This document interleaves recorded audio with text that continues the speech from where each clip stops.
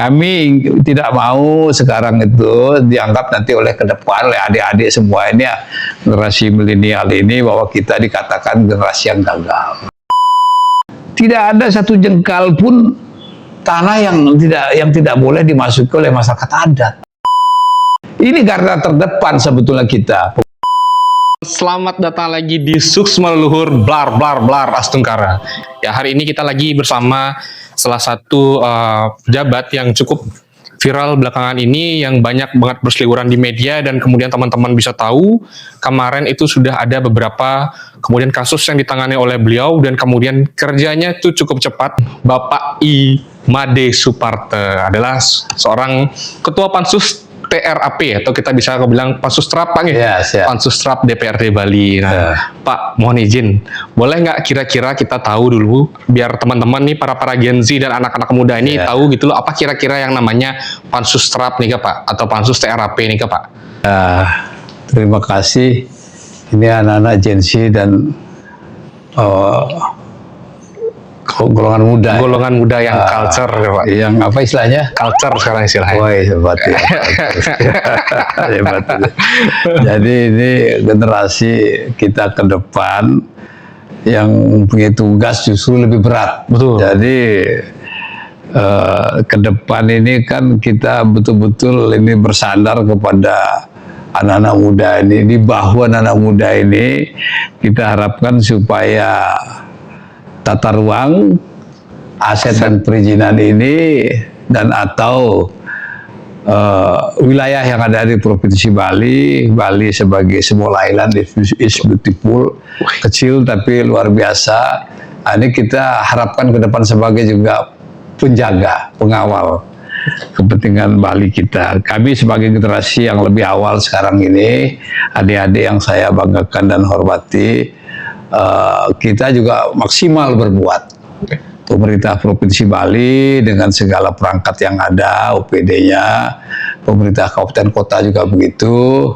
Jadi sekarang dibentuklah Pansus Trap. Ya, Pansus Trap ini dibentuk pada tanggal 3 September 2025. Satu minggu setelah pansus ini dibentuk, hujan besar pada waktu itu dan banjir. Sehingga ini momentum buat kita untuk mengevaluasi segala kegiatan-kegiatan yang ada di ruang-ruang di Bali ini. Yang dimaksud ruang itu kan ruang di atas tanah. Betul, di atas ruang di bawah tanah, ruang laut, ruang udara. Mulai dari hulu sampai hilir.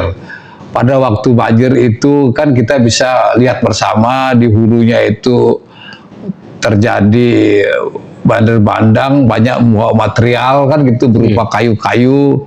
Kemudian daerah aliran sungai ini juga tertutup, tidak menampung kan begitu. Betul. Jalannya air dan kemudian material yang datang dari hulu ya tidak menampung daerah aliran sungai yang ada di Bali, kemudian sampai ke hilir. Sampai hilirnya juga kita evaluasi, ternyata tertutup juga. Di wilayah hilir ini ya, itu di wilayah hutan bakau, 6 desa di Denpasar, kemudian 5 desa di wilayah Badung itu tidak memberikan ruang air untuk mengalir sampai ke laut. Nah, ini kan sebenarnya ini wilayah konservasi, wilayah resapan air. Tapi banyak kegiatan yang terjadi di hilir ini sehingga mengakibatkan wilayah hilir pun itu banyak tergenang. Ya, aliran air itu semua tertutup, tergenang karena banyak kali penerbitan sertifikat, kegiatan pembangunan di wilayah konservasi hutan mangrove itu. 6 desa di Denpasar, 5 desa di Badung.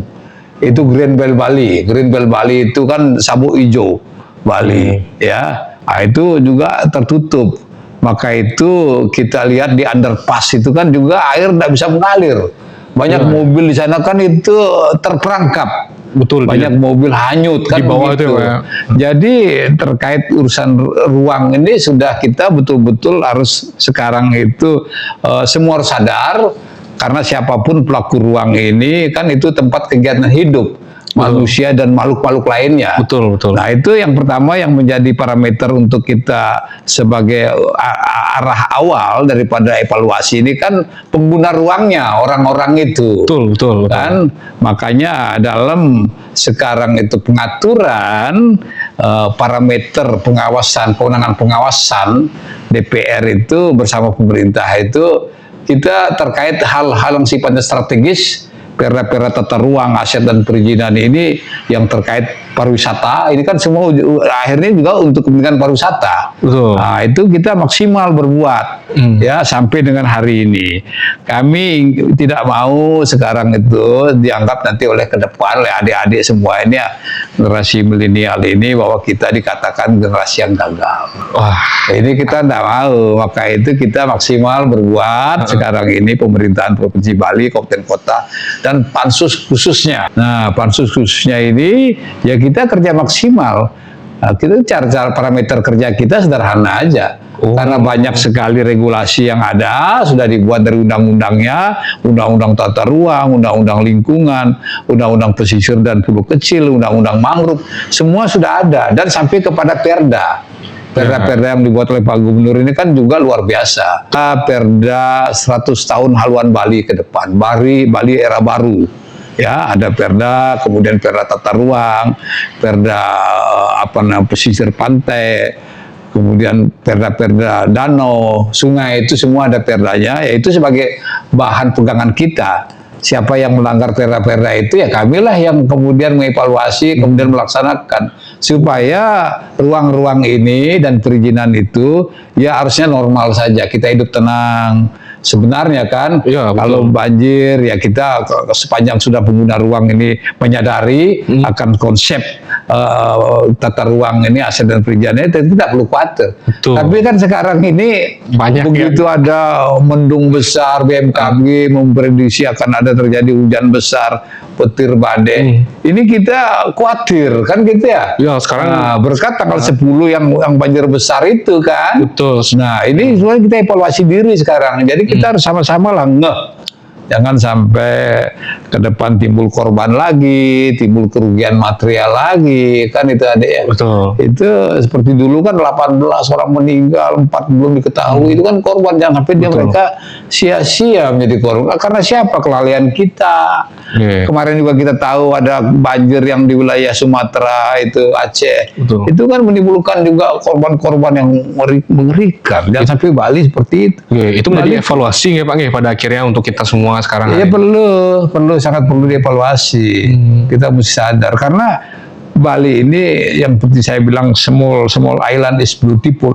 Ini kan pulau yang kecil indah dan mendunia. Ruangnya terbatas. Betul. Jadi pengguna ruang itu betul harus sadar. Ya, kemudian orang-orang asing yang menggunakan ruang-ruang yang ada itu juga harus sadar. Karena sekarang ini kegiatan-kegiatan villa, hotel, restoran itu kebanyakan senang sekali dia di tempat-tempat yang dilarang, di tempat-tempat yang salah. Dia membangun di tebing, dia membangun di pinggir sungai, di pinggir danau, di pinggir pantai, kemudian lahan sawah yang dilindungi, LP2B dan LSD itu kan untuk ketahanan pangan kita, tapi dia suka sekali membangun di jalur hijau yang dilarang. Mengapa mereka suka membangun di sana? Nah, itulah kehadiran pemerintah untuk memfilter.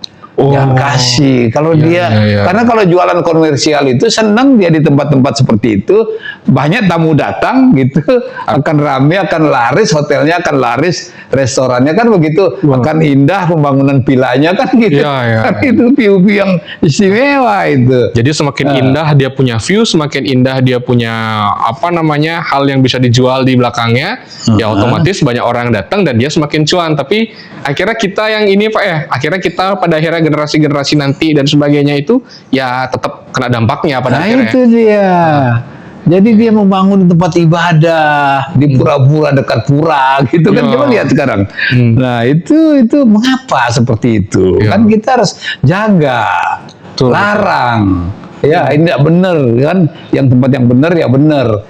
Jadi saya pikir pansus terap ini kami bersama kawan-kawan ini lintas fraksi, lintas komisi, Jadi ada fraksi Golkar, ada fraksi Gerindra, ada fraksi Demokrat Nasdem, ada fraksi besar PDI Perjuangan. Tuh. Ini lintas fraksi, kami semua bekerja bersama pemerintah provinsi dan kabupaten kota. Harus ada persamaan persepsi dulu, ya, antara kami pemerintah dan kemudian penegak hukum. Ada persamaan persepsi tentang menganalisa regulasi, kan itu dulu. Nah, ada persamaan persepsi harus. Jangan sampai kita tabrakan, ini boleh, ini tidak boleh. Ada persamaan persepsi dengan cara pandang regulasi, ada persamaan persepsi tentang penegakan regulasi, penegakan hukumnya harus sama. Jangan ini membolehkan, ini tidak. Ya kan? Ada persamaan persepsi tentang lapangannya, evaluasi di lapangan. Ini garda terdepan sebetulnya kita, pemerintah dan penegak hukum dan tokoh-tokoh masyarakat dan adat juga. Kita kan berbasis budaya, adat, istiadat. Nah, itu hadir di tokoh-tokoh adat sebagai sama-sama kita. Ayo samakan persepsi untuk kita menjaga ruang-ruang yang ada. Yang saya bilang itu seluruh kegiatan di ruang. Ya, ada ruang di atas tanah, ruang di bawah tanah, ruang udara, ruang laut. Itu sama persepsinya, sehingga ke depan tidak terjadi lagi kesalahan-kesalahan pembangunan. Nah, kemudian juga kan kita evaluasi juga perizinan pusat yang ada OSS itu kan dari pusat. Nah, itu sekarang syukur sudah dievaluasi dengan PP 28 2025. Nah, itu juga sudah mulai kita. Jadi mulai terbangun persamaan persepsi dari bawah. Karena kita keistimewaan Bali itu sifatnya khusus. Mana ada tempat lain, adat istiadatnya, alamnya yang cantik, ya, budayanya, kan dah ada tempat lain. Kita semua punya di Bali itu, Pak, ya? Kita punya, makanya itulah sebagai daerah tujuan pariwisata. Kita tidak punya sumber daya alam seperti di Sumatera dan sebagainya, sawit, minyak dan sebagainya. Maka ini dua anugerah yang maha kuasa yang mesti kita jaga sama-sama, yang mesti kita jaga bersama. Betul. Alam semesta sudah sedemikian rupa mengkondisikan ruang, tata ruang yang ada. Coba kita cek di wilayah selatan itu kan Samudra India, Samudra Indonesia, tapi mengapa di sana ada aliran mangrove, kawasan mangrove 1373,5 hektar, ada kawasan tebing di daerah Pecatu, ada kawasan tebing yang ada di daerah Nusa Penida, ya, dan Pulau Nusa Penida yang ada di selatan menjaga Pulau Bali. Ini kan secara alami sudah terkonsep kehadiran yang maha kuasa dengan segala keistimewaan beliau. Ya, itu sudah begitu, maka kita harus jaga ini. Belum lagi kegiatan-kegiatan banyak, ini kan kegiatan pembangunan yang menggunakan ruang-ruang tanah. Ada kegiatan satu usaha bisa menguasai kurang lebih 180 hektar. Ada yang menguasai 200 hektar. Ada yang menguasai 90 hektar. Ini kan tidak boleh. Diapakan rakyat masyarakat Bali?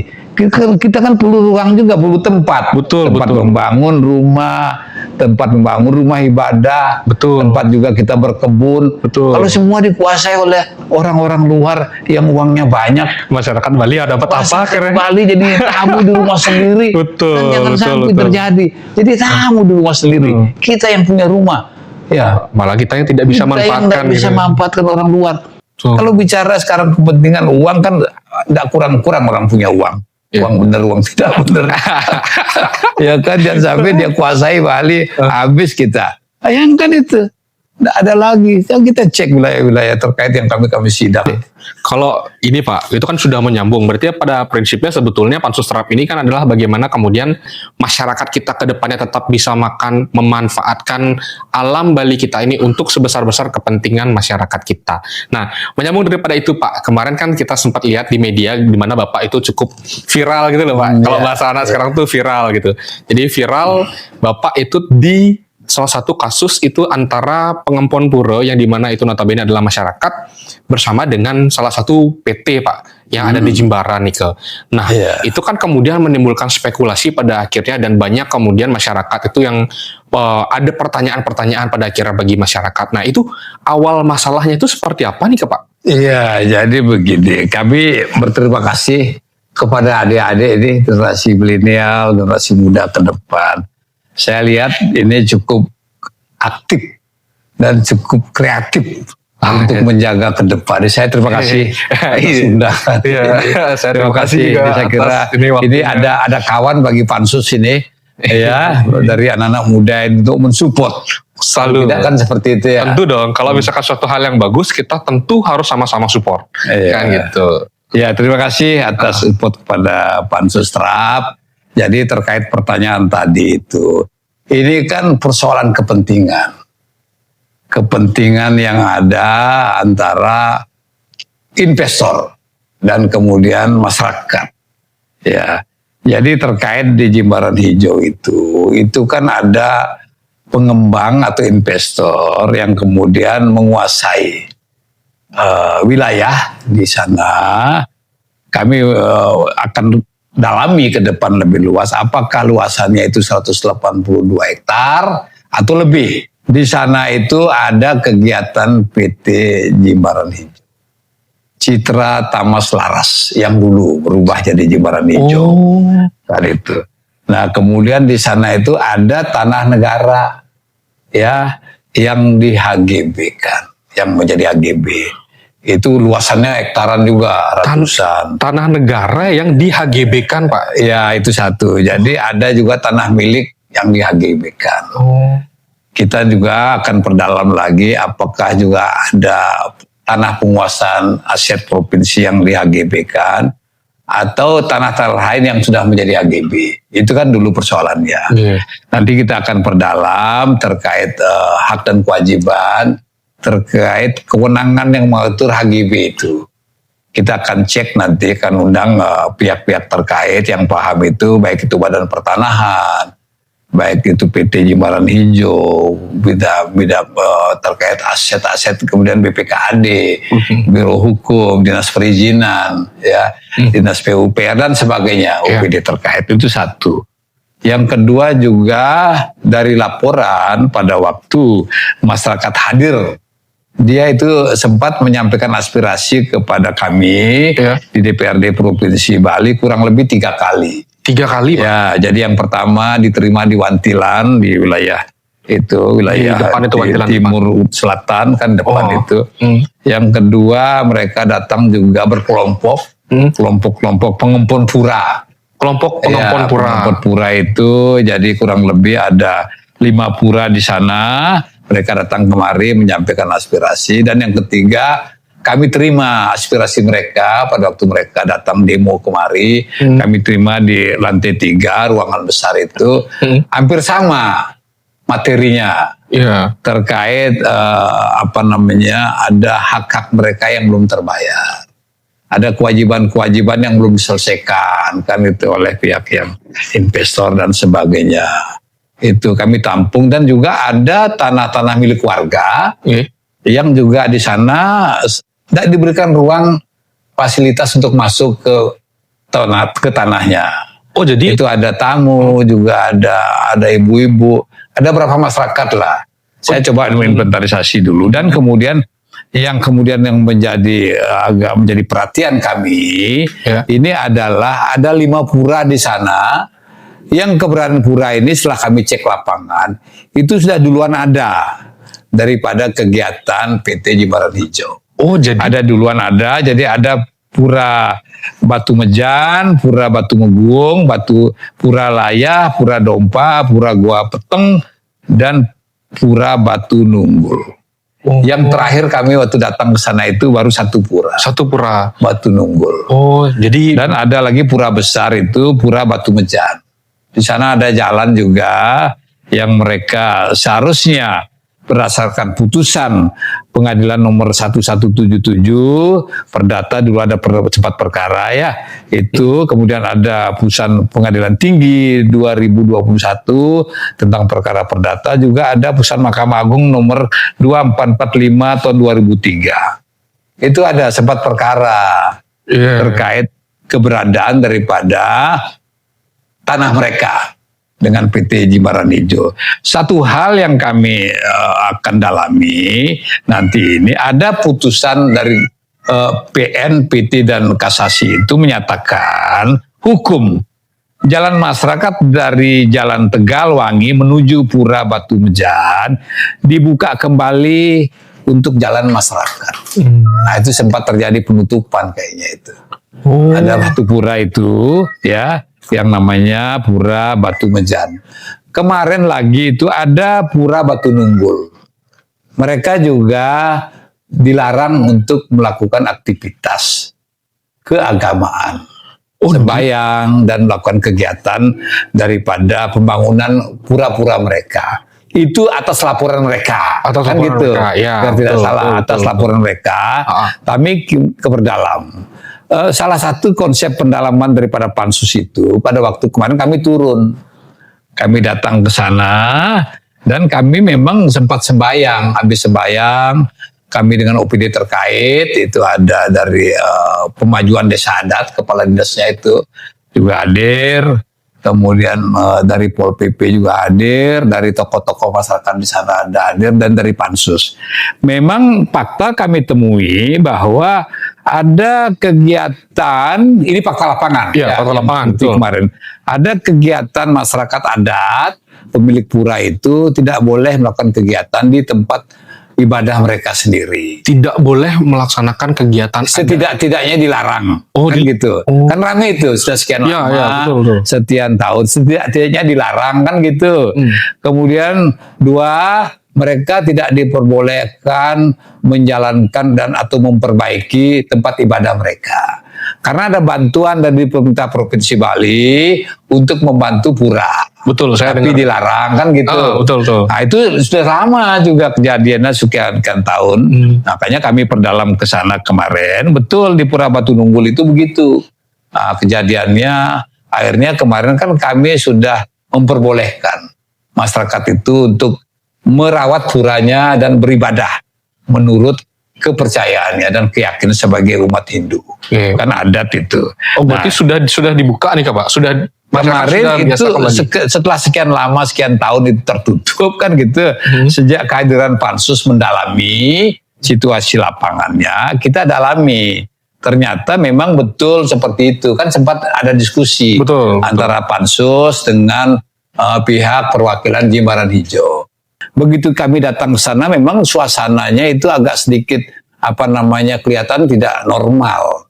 Karena kami datang, gerbang dalam keadaan tertutup daripada palang itu ya besi. Kemudian dijaga oleh petugas. Kami ditanyakan apa maksud kemari dan sebagainya. Bahkan masyarakat yang akan masuk ke sana pun dilarang. Nah, itu kami kemarin itu sempat protes, tidak boleh gitu. Betul. Itu kan warga punya hak. Punya kepentingan. Kalau mereka tidak punya kepentingan, ngapain mereka ke sana? Logikanya kan gitu. Betul. Mereka mending diam aja di rumahnya kan gitu. Tapi karena mereka punya kepentingan apa? Yang punya tanah di sana dilarang masuk. Yang punya tempat ibadah di sana dilarang melakukan kegiatan ibadah dan pembangunan di pura. Kan itu fakta. Ada dua gerbang di sana yang sama-sama tertutup oleh palang besi. Ya, ada pagar besi sana. Nah, kalau konsep daripada pengaturan yang mengatur, ini kan jelas sudah melawan konstitusi. Betul sekali. Karena konstitusi kita, Undang-Undang Dasar 1945, Undang-Undang Negara Republik Indonesia itu, pasal 29 ayat 2, kan gitu. Negara menjamin, ada jaminan ini dari negara untuk melakukan ibadah. Kan itu dulu, negara saja menjamin. Betul. Dan itu tertuang dalam konstitusi. Kenapa berarti kemudian kan ini melawan konstitusi? Kenapa negara menjamin, tapi kenapa kemudian korporasi atau perusahaan itu bisa melarang-larang kan gitu? Itu dia deh, itu satu kan. Yang kedua dari konsep regulasi yang ada Undang-Undang Lalu Lintas Jalan. Ya, Undang-Undang Nomor 22 tahun 2009. Di pasal 274 dan di pasal 28 itu juga ada sanksi pidananya. Bisa tersanksi pidana Pak atas ada perbuatan. Sanksi tidak boleh untuk jalan. Gimana kan regulasi undang-undang sudah ada. Ada undang-undang juga, ya undang-undang jalan itu jelas sekali di pasal 63 Undang-Undang 38 2004 mengatur dengan untuk jalan ada pidananya gitu. Oh. Itu dulu saya kan bicara undang-undang aturan. Iya, Ya secara kan? aturan demikian gitu loh. Di KUHP juga begitu. Hmm. Pasal 175 dan pasal 192 juga begitu. Nggak boleh nutup jalan. Harus ada kasih ruang orang untuk jalan apapun. Ya, apalagi ada tempat ibadah, ada sanksi pidananya. Begitu negara menjamin, mengatur juga dalam regulasi baik di Undang-Undang Dasar 45, ya di konstitusi maupun di undang-undang ada mengatur. Pertanyaan sekarang kok tidak paham regulasi, kita kan negara hukum. Betul. Siapapun kita harus tunduk pada tunduk hukum pada yang hukum. ada yang berlaku. Betul. Mengapa mereka melarang-larang? Makanya terjadilah diskusi. Ada pertanyaan saya waktu itu, mana duluan ada tempat ibadahnya dengan RPT-nya? Nah itu. Akhirnya kan itu tempat ibadah dulu. Tempat ibadah dulu. Dan, tapi ada kemudian Pak di bawah di komentar nih, kan kita berbis akan komentar masyarakat gitu kira-kira Iya. Pak. Ada yang bertanya nih. Sing mungkin maluan PT Jimbaran Hijau itu ada daripada Puro itu. Kan itu berarti fakta Pak. Faktanya berarti Puro lebih dulu kan gitu ya dia. Lebih dulu ada dibandingkan PT tersebut ada. Itu faktanya begitu, Pura duluan. Baru PT. Mereka kan dari Pura ini kan dari leluhur mereka. Iya. Dari nenek moyang mereka. Gak mungkin ujuk-ujuk ada begitu aja. Mungkin ujuk-ujuk ada seperti itu. Iya, Kan iya, kewajiban mereka kemudian kan merawat. Betul sekali, betul. Ini kan seolah terjadi benturan antara PT Jimbaran Hijau dengan desa adat. Iya. Ini kan masyarakat adat. Masyarakat seperti dikatakan oleh Pak Kadis PMA, tidak ada satu jengkal pun tanah yang tidak boleh dimasuki oleh masyarakat adat. Betul, karena dijamin. Kalau masyarakat kemudian mengkerahkan dia punya masyarakat adatnya gimana? Kan itu makanya oleh Pak Kadis PMA bagus sekali itu. Iya. Itu diminta tolong buka ruang, kasih jalan masuk. Apa mau berhadapan dengan masyarakat adat? Kan begitu beliau. Iya. Kan beliau tuh paham aturan sebagai Iya. kepala dinas kemajuan desa adat. Iya. Paham betul. Tapi pada akhirnya bagaimana tuh akhirnya Pak? Diberikan akhirnya oleh korporasi itu atau PT itu? Itu telah terjadi perdebatan dan dialog diskusi yang panjang. Mereka pun nggak ada, kan kelihatan itu agak sedikit ngeyel kan. Iya betul. Di video itu aja ya mana lebih dulu? Bapak nanya waktu itu kan. Mana lebih dulu? Puro ada atau PT ada gitu. Dia bilang ya Jimbaran Hijau dulu gitu. PT duluan ada gitu. Ada di video itu kemarin. Iya, makanya kan lebih dulu PT katanya. kan disoraki oleh masyarakat adat. Iya, sana nggak mungkin itu ya. Kalau pernyataan bahwa lebih dulu Jimbaran Hijau, itu tanahnya itu tanah-tanah HGB juga. HGB kan ada aturannya. Makanya kita perdalam akhirnya HGB itu ke depan kan kita itu nggak tanah milik juga daripada PT. Belum kita tahu, kita perdalam nanti. Apakah itu kemudian tanah HGB daripada tanah negara? Kan negara hadir. Ya. Negara pemiliknya kan itu dulu. Betul. Nah ini kita jangan mentang-mentang seolah-olah wilayah itu sudah dikuasai, dikepung menjadi milik daripada PT. PT jangan demikian. HGB tetap HGB ada batas waktunya. Betul.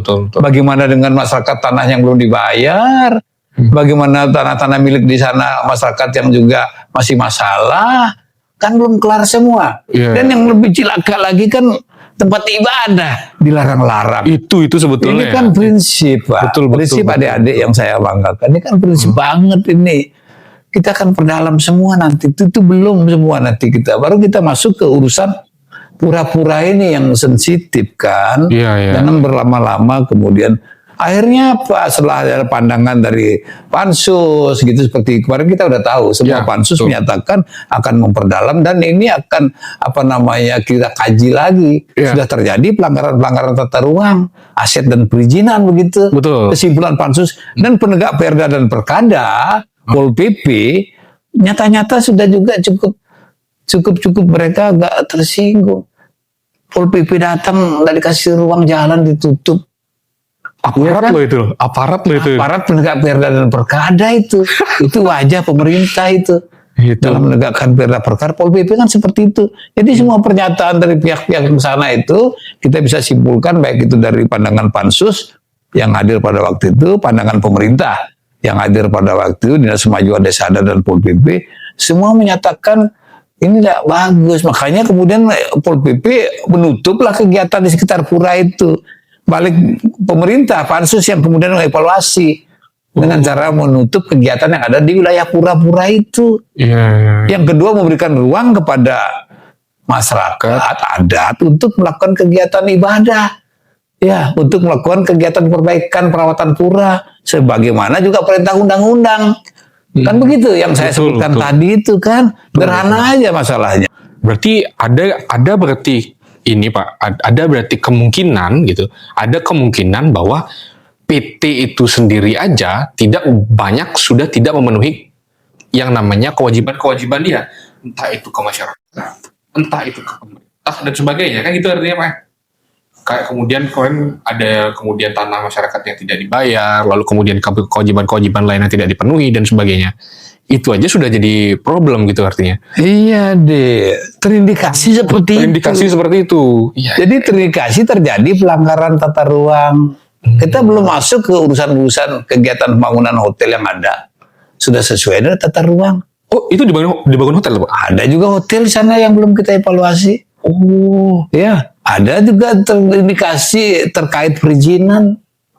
Kan belum sempat, kita belum perdalam ke sana. Ada terindikasi juga tanah-tanah negara yang kemudian ya terindikasi apakah dimanipulasi atau apa kan. Ya, ada terindikasi.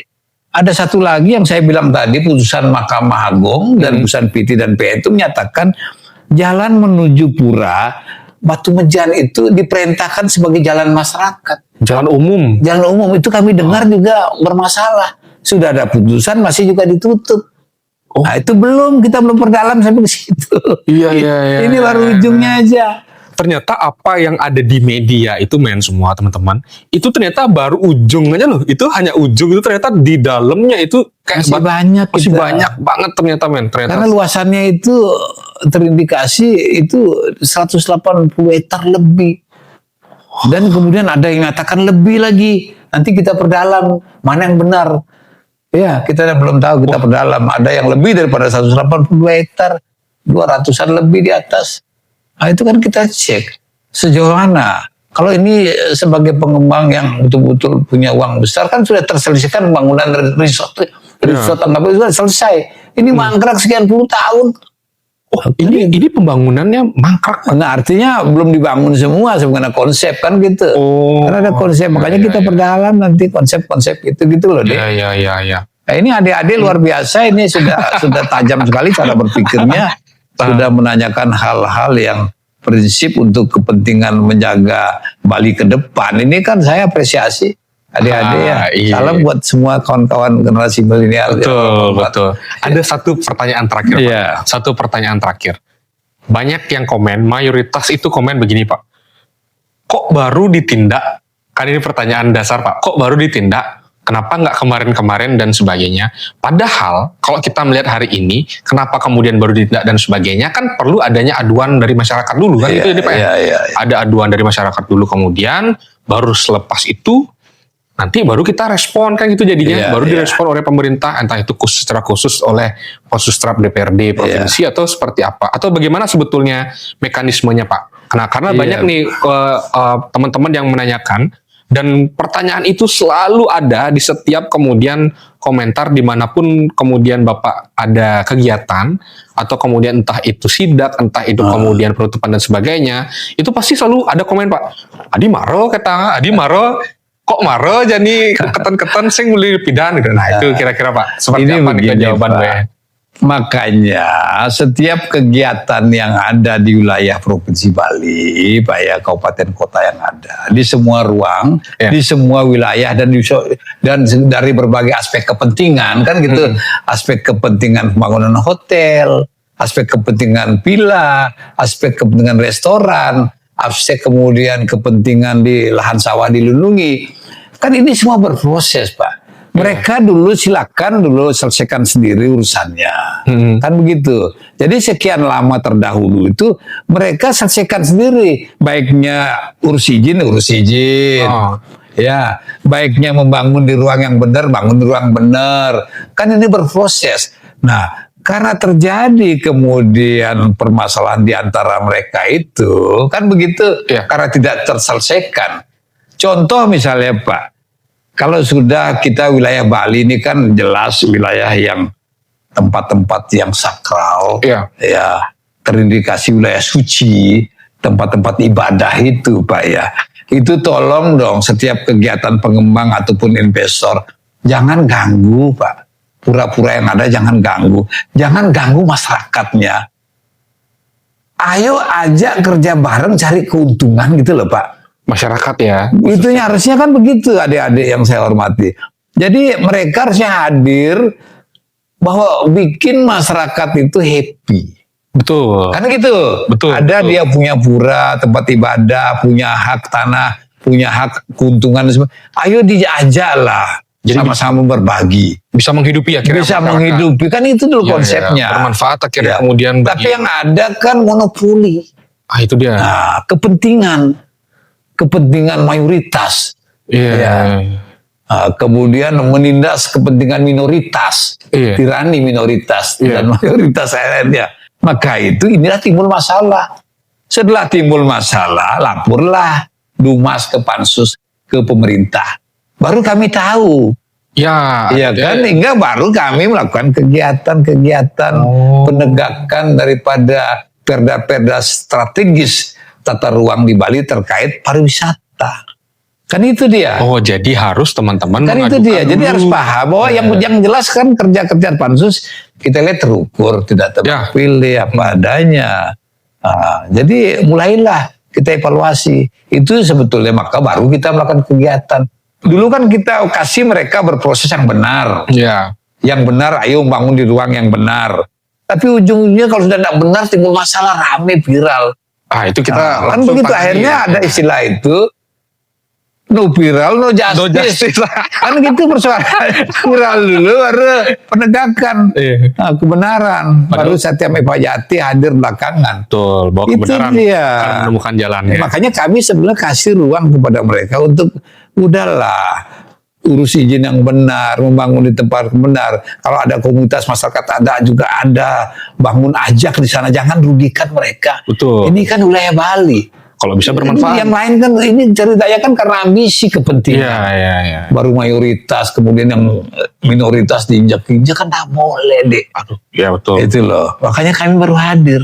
Kami juga mohon maaf juga kami ya baru evaluasi, baru kemudian kegerakan, tapi kan tidak ada kata terlambat. Tidak ada kata terlambat. Gitu loh, Betul. Dek. Yang penting pada akhirnya kan bergerak itu artinya Akhirnya bergerak atas bersama-sama. betul, Kami kepentingan mohon masyarakat. bantuan, dukung kegiatan-kegiatan kami yang benar.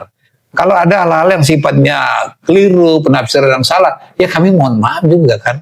Manusia tidak ada yang sebagai sempurna manusia. gitu kira-kira. Saya pikir kritikan itu kalau sudah dikasih kami pil pahit, Ya. kan itu obat buat kami deh. Betul Jangan sekali. kita dikasih manis-manis. Saya senang malah. Betul. Kami senang pansus itu dikasih apa namanya Kritik itu dari masyarakat dan kritik sebagainya. Betul. yang keras, tidak masalah. Bagi kami kan itu hal aspirasi. Itu sebetulnya yang baik ya Pak ya. Itu sebetulnya yang baik. Iya, kita amin menurut kami itu kira-kira deh. Berarti teman-teman harus tahu bahwa apapun kemudian kritik dari teman-teman selama itu objektif.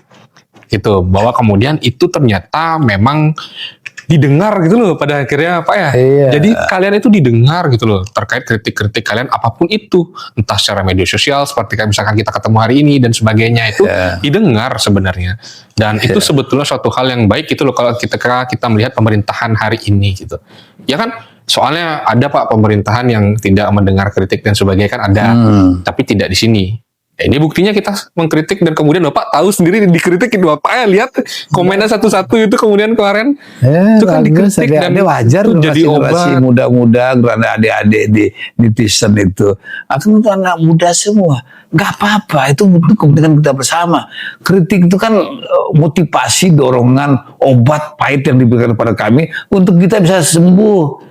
Untuk kita bisa berbuat punya energi, semangat baru. Betul. Tidak letih kita bergerak untuk kepentingan Bali. Jaga dan terus masyarakat up. Bali. Untuk kepentingan adik-adik ke depan. Anak cucu kita ke depan. Jangan sampai kita dipikir sebagai generasi yang gagal. Betul. Kita tidak mau. Dan juga ada juga setiap kegiatan pansus tolong juga jangan dimanfaatkan oleh orang-orang lain, oknum-oknum, orang perorangan yang mengatasnamakan anggota pansus dan sebagainya untuk minta-minta sesuatu, nggak ada itu. Oh iya itu perlu diklarifikasi bahwa kalau misalkan teman-teman atau masyarakat lain, Bapak Ibu dan sebagainya, Kami nggak ada. ketika ada yang mengatasnamakan pansus dan sebagainya itu minta uang dan Anggota sebagainya, pansus, itu nggak ada berarti Pak ya? Nggak ada, Nggak ada. itu. Nggak ada Kami itu. sempat juga dengar, kami sempat protes, kami marah juga kalau sampai begitu tuh nggak benar. Satu sisi kerja-kerja baik kita dan tapi nodai oleh oknum, oleh orang perorangan Betul. yang bukan berbuat kan seperti itu. Ini kan zaman sudah Betul. teknologi, kemana-mana kegiatan pansus itu mereka pantau. Tapi kan juga jangan manfaatkan untuk kepentingan baik, itu kan Betul. merusak kegiatan pansus. Nah, ini Saya sebagai ketua tim pansus tidak terima itu. Nah, Saya protes keras itu. ini Jangan sampai. menjadi suatu hal yang harus teman-teman ingat, bahwa setiap apapun yang terjadi nanti itu tidak ada secara apapun, secara kelembagaan dan sebagainya, itu anggota pansus yang atau kemudian siapapun yang mengatasnamakan pansus minta-minta uang dan sebagainya, dan itu intinya mereka hanya memanfaatkan momen, dan bahkan ini sudah diklarifikasi langsung Pak ya, tidak ada sama sekali, dan itu kemudian ini bisa menjadi artinya warning kepada masyarakat pada akhirnya. Kayak kemarin itu wajah Pak Gubernur Pak kemarin dibuatin AI dan kemudian diminta, ada bilang ayolah nabung di sini dan sebagainya gitu. Itu kan satu tindakan yang tentu tidak baik dan dimanfaatkan oleh oknum-oknum tertentu gitu. Nah itu mesti kita jaga, dan ini informasi yang bagus ya teman-teman ya, dan pada akhirnya bisa menjadi warning kepada teman-teman semua pada akhirnya. Iya, dan pada mereka yang dimintai sesuatu, tolong hati-hati, jangan berikan, dan kemudian jangan juga perhatikan itu, jangan cepat terpengaruh. Betul, harus di cross check lagi berarti ya. Iya, harus cross check itu saya kira Ya. Jadi ya silakan. Berarti Niko mantan Pak. Sudah, berarti ada mungkin kata-kata buat generasi muda kita. Jadi closing statement Iya, di jadi kegiatan kita hari ini. Gini Pak, ini kan zaman IT, teknologi. Betul. Bahkan adik-adik kita, generasi milenial, generasi Z ini lebih canggih, lebih jago. Ya, oleh karenanya, ya saya pikir kami juga menaruh harapan kepada adik-adik, tolong sekarang menggunakan IT itu dengan bijak. Mana yang benar, mana tidak benar.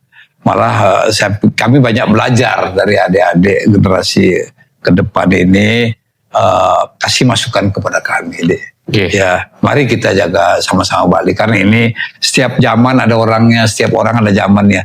Nanti ke depan ini kan zamannya adik-adik. Betul, kita warisi apinya. Iya, kita warisi apinya. Kita warisi, itu apinya. Maka itu saya pikir ya syukur sekarang sudah seperti adik-adik ini kelihatan semangat, ada peduli ya kepada kegiatan-kegiatan di Bali ini. Mudah-mudahan adik-adik ke depan sebagai pengganti kami jadi pemimpin betul-betul laksanakan kegiatan dengan penuh pengabdian, dengan penuh tanggung jawab, dengan penuh kesadaran, saya kira gitu. Mudah-mudahan kami juga ada hal yang tidak berkenan, yang kurang, kami mohon maaf Pak. Dan juga mohon maaf kalau misalkan teman-teman ada yang kurang berkenan kata-kata dan sebagainya, tindakan sengaja maupun tidak sengaja. Nika Manton, mungkin kegiatan kita hari ini, di wawancara singkat kita, ngobrol-ngobrol santai kita, dengan tetap culture, tetap blar. Luar biasa. Sukses semua Bapak atas waktunya. Niki, mohon maaf mengganggu. Terima kasih. Rayu.